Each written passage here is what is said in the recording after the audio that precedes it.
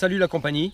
Donc alors on se retrouve pour une petite vidéo explicative donc en fait du but, de l'objectif en fait de sonder.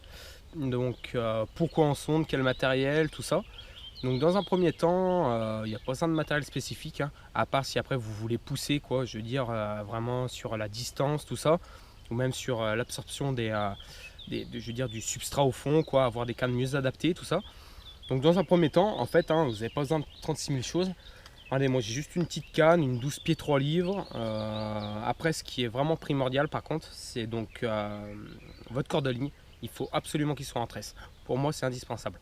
Donc pourquoi? Parce qu'en fait, ce matériau a aucune élasticité. Donc en fait, quand vous jetez votre ligne et que vous grattez le fond, vous sentez absolument tout, quoi. Donc après ça par contre c'est au fur et à mesure avec l'expérience que vous arrivez à détecter en fait le substrat, à savoir le substrat selon les vibrations ressenties dans la canne. Donc au niveau de la ligne, moi je prends quelque chose de tout fait, quoi. Donc après quand vous voulez pousser, voilà, comme je disais pour la longue distance, ces montages sont pas forcément très utiles. Donc là c'est enfin sont pas adaptés, quoi. Je veux dire, c'est pas qu'ils sont pas utiles, mais ils sont pas adaptés. Donc là c'est un montage, je suis encore malade, hein, désolé. Donc là c'est un montage préfet, quoi, donc Fox. Donc là c'est le petit modèle, hein, ça doit être du 80 grammes je crois, il monte jusqu'à 110 grammes je crois. Donc voilà, ça par contre c'est vraiment super important. Les petits picots, ça permet de bien absorber, de bien ressentir le substrat. Donc après un flotteur, tout ça. Après de toute façon, hein, dans les montages préfabriqués comme ça, Fox, quoi, je veux dire, dans la boîte, il y a je veux dire, le mode d'emploi, quoi. C'est quoi à dire, mais il y a un mode d'emploi, comment monter, tout ça. Donc le but, donc en fait vous lancez. Donc vous lancez, donc le plomb tombe au fond bien évidemment. Vous grattez, et une fois que vous avez trouvé quelque chose, donc en fait, par exemple, quand il y aura de la vase, ça aura du mal à venir et ça viendra d'un coup, parce que le plomb est enfoncé dans la vase, et je veux dire, une fois qu'il se décolle, il vient d'un coup, quoi. Après, il se renfonce dans la vase, et enfin, vous comprenez quoi. Après, quand ça vient assez facilement, c'est du sable. Quand vous sentez plein d'à-coups, mais vraiment net, hein, vraiment des bons à-coups, vous savez que c'est du galet, mais vraiment du galet directement, quoi. Après, vous pouvez sentir pareil des à-coups, pareil que le galet, mais un peu plus mou. Ça veut dire qu'en fait, vous avez une fine pellicule de vase ou de sable sur les galets, ou alors que c'est du gravier. Oui, c'est assez compliqué, quoi. Après, pareil, des fois, ça vient assez facilement, et de temps en temps, vous avez des blocages. Pour moi, ce serait de la glaise. Enfin, voilà, vous avez énormément de paramètres. Mais ça, après, ça vient avec l'expérience. Donc, comme je l'ai dit, donc vous jetez. Le plomb tombe au fond, et après, vous grattez tout doucement. Donc, je vais vous montrer, en fait. C'est extrêmement simple, hein. Hop là. Donc là on est sur une petite gravière. Hop là, je suis obligé de me mettre penché pour jeter. Voilà. Voilà, donc j'ai jeté une petite distance, on n'a pas besoin de jeter bien loin. Donc en fait vous prenez votre canne comme ça et vous tirez tout doucement. Donc là on voit que c'est, ouais, je dirais de la vase, mais pas énormément de vase. Donc le plomb arrive à venir assez facilement quand même. Ouais, si, ouais, c'est de la vase. Ouais. Ouais, voilà. En plus, je vois les bulles au loin, donc ça veut bien dire que c'est de la vase. Donc voilà. Donc, ah, peut-être du caillou. Attendez. Oui, voilà, ouais. Il y a eu un léger petit banc de cailloux avec un peu de vase dessus. Ah si, on voit, ça donne plein de petits à-coups. Je sais pas du tout si vous voyez, mais on se sent bien dans la canne. Avec la tresse, on sent absolument que il y a pas que de la vase, il y a des galets aussi, mais avec un petit peu de vase aussi, quoi. C'est pas vraiment le gros banc de galets qui est bien propre, bien nettoyé, quoi. Voilà. Donc, donc de sonder, ça permet de délimiter un premier paramètre, donc le substrat comme je viens de vous expliquer. Et deuxième paramètre, ça vous permet de savoir aussi la profondeur.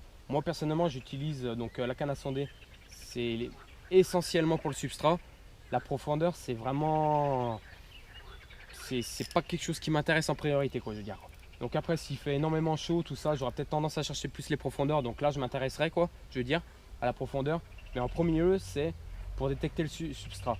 Donc après, pourquoi pêcher sur tel et tel substrat? Donc c'est très simple. Si vous avez un étang extrêmement vaseux, on va chercher les plaques de cailloux. Les plaques de cailloux, les plaques de sable.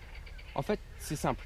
Moi, personnellement, sur un étang qui est constitué, on va dire, à 90% de vase, je vais pêcher les 10 petits pourcents qui restent. Donc ça peut très bien être du sable, ça peut très bien être du gravier, du gros galet, de l'herbier, des choses comme ça. Et inversement, bien sûr, hein. C'est pas, on entend beaucoup dire ouais, il faut absolument pêcher sur le dur, il faut absolument pêcher sur les galets. Non, je vais dans des gravières, il y a 90% de galets ou 80%, on s'en fout. Et ben, je vais pêcher le petit pourcent qui reste, quoi, le petit changement, quoi. Il faut toujours faire comme ça. C'est pareil quand vous êtes sur la berge d'un barrage, quand vous suivez la berge, vous voyez des petites descentes de terre, c'est très bien. Moi, c'est des spots que je pêche beaucoup, mais si vous avez que ça, je veux dire, le poisson n'aura pas de raison de s'arrêter sur ces spots-là. Le poisson va s'arrêter sur des endroits différents, quoi. Je veux dire, c'est comment vous expliquer ça? C'est assez compliqué à expliquer. Un obstacle, voilà, c'est ça.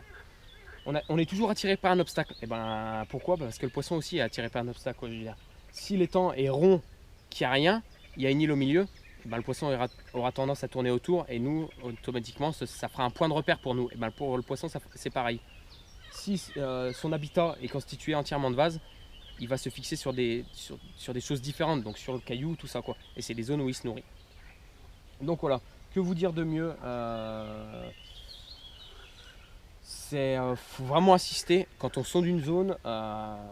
Au tout début, quand on ne connaît pas une zone, il faut passer des fois même plusieurs heures sur votre poste pour vraiment se faire un schéma détaillé dans sa tête, quoi. Ou même, n'hésitez pas, faites des schémas sur papier. C'est vraiment important. Avant, je vais l'avouer, hein, je n'étais pas quelqu'un qui sondait énormément.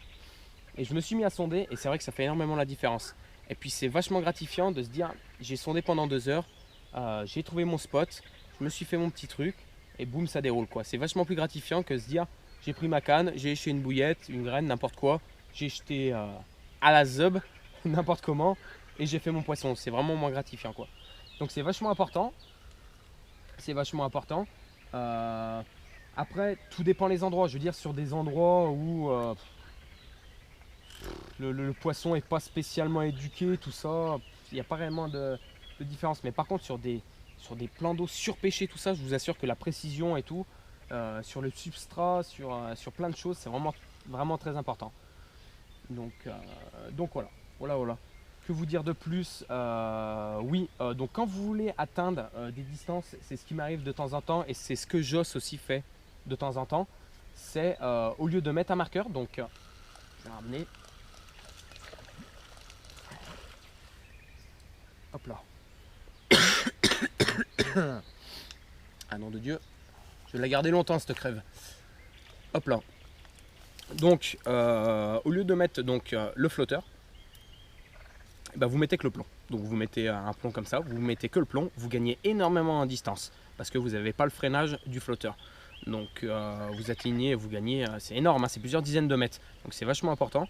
Par contre après, vu que vous n'avez pas le flotteur, bah, vous ne pouvez pas délimiter le deuxième paramètre, c'est la profondeur. Donc vous pouvez savoir que le substrat, quoi. Et donc après vous vous aidez des piquets pour savoir votre distance, vous clippez. Et après vous pouvez amorcer et jeter votre canne puisque vous savez à quelle distance vous avez trouvé votre banc de cailloux, quoi. Donc après je vous ferai une explication plus détaillée quand parce que normalement je vais me racheter du matériel pour la longue distance, donc là je pourrais vous faire des explications plus détaillées avec Joss ou avec Dams, ça dépend. Donc voilà. Donc oui, voilà, c'est assez simple, hein. Donc le plomb qui tombe au fond, votre corde-ligne ici, et après vous lâchez votre corde-ligne. Et donc le flotteur remonte. Et en fait après vous savez combien de distance vous avez lâché sur votre bobine. Et c'est ça qui vous donne la profondeur. Donc attendez, là je vais vous faire une petite explication. Hop, on va pas jeter loin, que vous voyez quand même.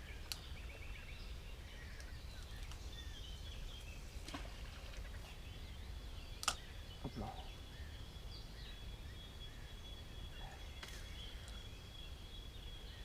Allez, voilà.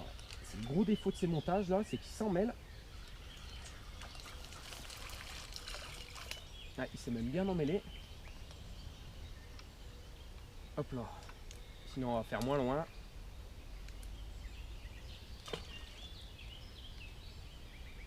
Voilà. Donc là j'ai jeté en bordure, donc c'est vraiment, il y a très peu d'eau.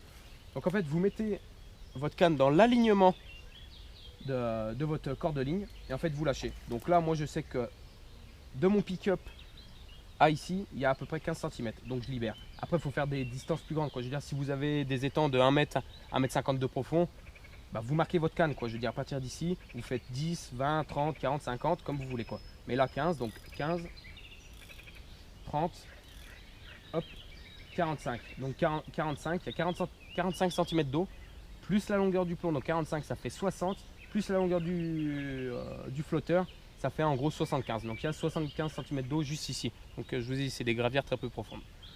Donc voilà. Donc après vous en servez évidemment du marqueur pour amorcer après sur votre zone. Vous clippez votre fil donc dans le clip de la bobine pour toujours jeter à la même distance. Et puis voilà, comme ça vous pouvez pêcher extrêmement précisément. Et voilà, c'est vraiment des techniques qui marchent, quoi. Je veux dire, il faut vraiment s'y acharner. Il faut vraiment s'acharner à sonder, c'est vachement important, quoi. Comme je vous ai dit, moi j'étais pas quelqu'un qui sondait énormément avant. Le fait de pêcher avec les pirates, donc Dams et Joss, ça m'a, on va dire, poussé à beaucoup plus sonder, quoi. Et c'est vrai que le résultat est là. Le résultat est là. Donc voilà, donc là, je suis en train de préparer un coup. Là, je vais préparer un coup. Je vais aller chercher les bouillettes dans la voiture.